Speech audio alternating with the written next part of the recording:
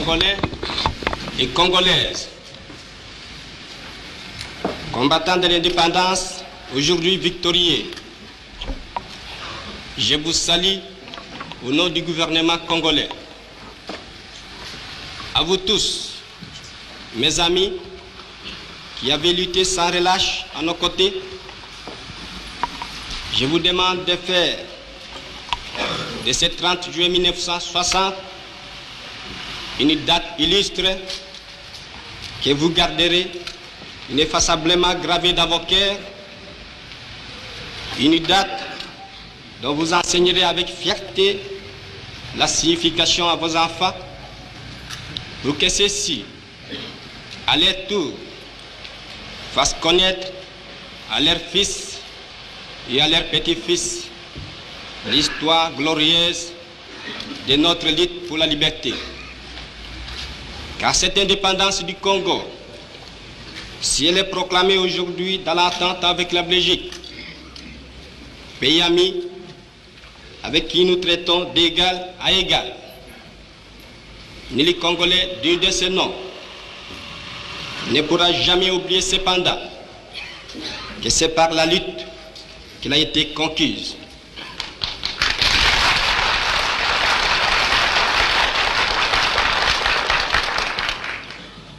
Une lutte de tous les jours, une lutte ardente et idéaliste, une lutte dans laquelle nous n'avons mélangé ni nos forces, ni nos privations, ni nos souffrances, ni notre sang. Cette lutte qui fit des larmes, des feux et des sang, nous en sommes fiers jusqu'au plus profond de nous-mêmes, car ce fut une lutte noble et juste, une lutte indispensable pour mettre fin à l'humiliant esclavage qui nous était imposé par la force. Ce qui fit notre sort à 80 ans du régime colonialiste, nos blessures sont trop fraîches et trop douloureuses encore pour que nous puissions les chasser de notre mémoire. Quand nous avons connu le travail harassant, exigé en échange de salaires qui ne nous permettaient ni de manger à notre faim, ni de nous vêtir ou nous loger décemment, ni d'élever nos enfants comme des êtres chers. Nous avons connu les ironies, les insultes, les coups que nous devions subir matin, midi et soir, parce que nous étions des nègres. Qui oubliera qu'à un noir, on disait tu, non certes comme à un ami, mais parce que les voeux honorables étaient réservés aux seuls blancs. Nous avons connu que nos terres furent spoliées au nom des textes prétendument légaux qui ne faisaient que reconnaître les droits du plus fort. Nous avons connu que la loi n'était jamais la même, selon qu'il s'agissait d'un blanc ou d'un noir, accommodante pour les uns, cruelle et inhumaine pour les autres. Nous avons connu les souffrances atroces des relégués pour opinion politique ou croyances religieuses. Exilés dans leur propre patrie, leur sort était vraiment pire que la mort elle-même. Nous avons connu qu'il y avait dans les villes des maisons magnifiques pour les blancs et des paillotes croulantes pour les noirs. Que les noirs n'étaient admis dans les cinémas, ni dans les restaurants, ni dans les magasins européens. Que les noirs voyageaient à même la coque de péniche au pied du blanc dans sa cabine de luxe. Qui oubliera enfin les fusillades où périrent tant de nos frères. Les cachons furent brutalement jetés, ceux qui ne voulaient plus se soumettre au régime d'injustice, d'oppression et d'exploitation.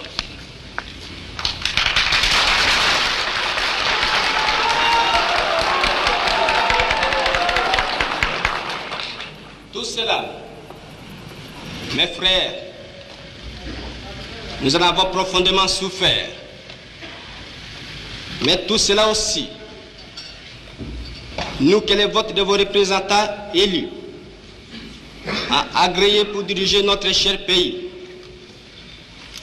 nous qui avons souffert dans notre corps, et dans notre quai de l'oppression colonialiste, nous vous le disons, tout court, tout cela est désormais fini. My hair is damaged, so you... Dans notre quai de l'oppression colonialiste, nous vous le disons, tout court, tout cela est désormais fini. La République du Congo a été proclamée et notre cher pays est maintenant entre les mains de ses propres enfants. Ensemble, mes frères, mes sœurs, nous allons commencer une nouvelle lutte sublime qui va mener notre pays à la paix, à la prospérité et à la grandeur. Nous allons établir ensemble la justice sociale et assurer que chacun reçoive la juste rémunération de son travail.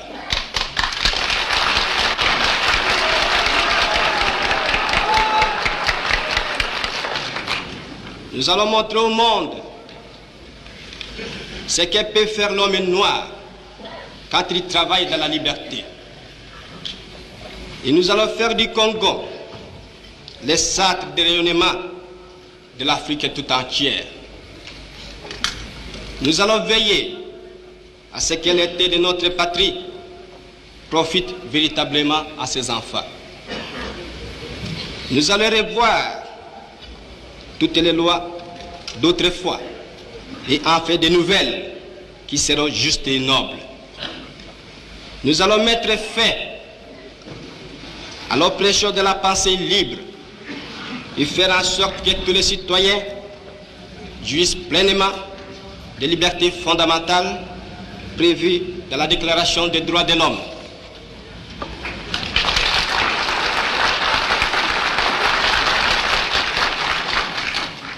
Nous allons supprimer efficacement toute discrimination, quelle qu'elle soit, et donner à chacun la juste place que lui vaudra sa dignité humaine, son travail et son dévouement au pays.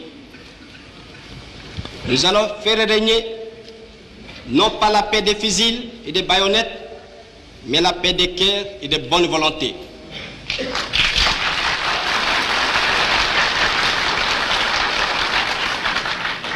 Et pour tout cela, chers compatriotes, soyez sûrs que nous pourrons compter non seulement sur nos forces énormes et nos richesses immenses, mais sur l'assistance de nombreux pays étrangers dont nous accepterons la collaboration chaque fois qu'elle sera loyale et ne cherchera pas à nous imposer une politique quelle qu'elle soit.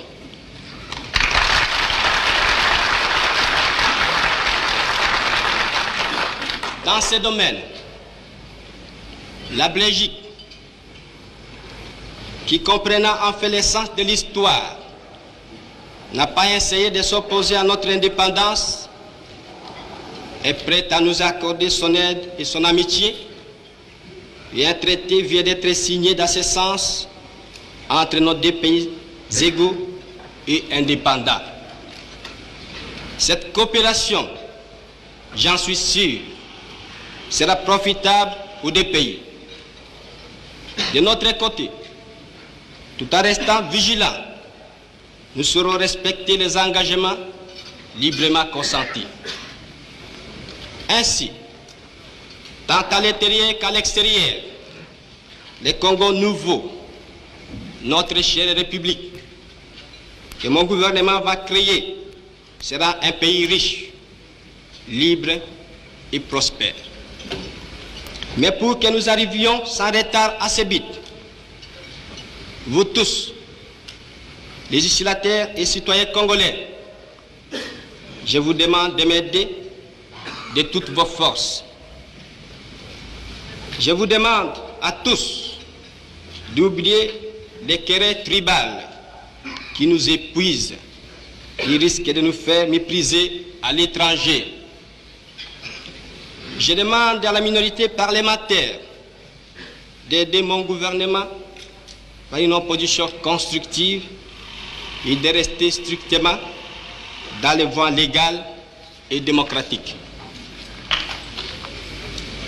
Je vous demande à tous de ne reculer devant aucun sacrifice pour assurer la réussite de notre grandiose entreprise. Je vous demande enfin de respecter inconditionnellement la vie et les biens de vos concitoyens et des étrangers établis dans notre pays. Si la conduite de ces étrangers laisse à désirer, notre justice sera prompte à les expulser du territoire de la République. Si par contre leur conduite est bonne, il faut les laisser en paix, car eux aussi travaillent à la prospérité de notre pays. L'indépendance du Congo marque un pas décisif vers la libération de tous les continents africains.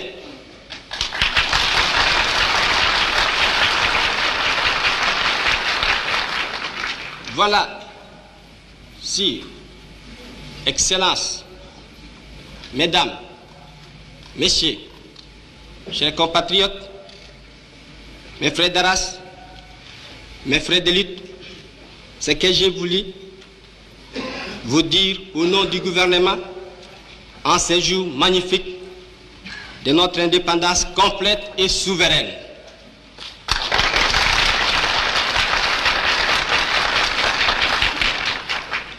Notre gouvernement fort, national, populaire, sera le salut de ce pays.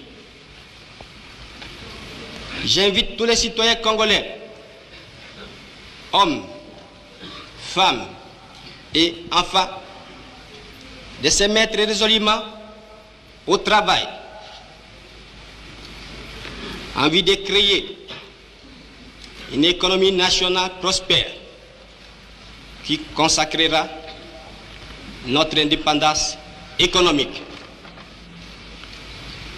Hommage aux combattants de la liberté nationale. Vive l'indépendance et l'unité africaine.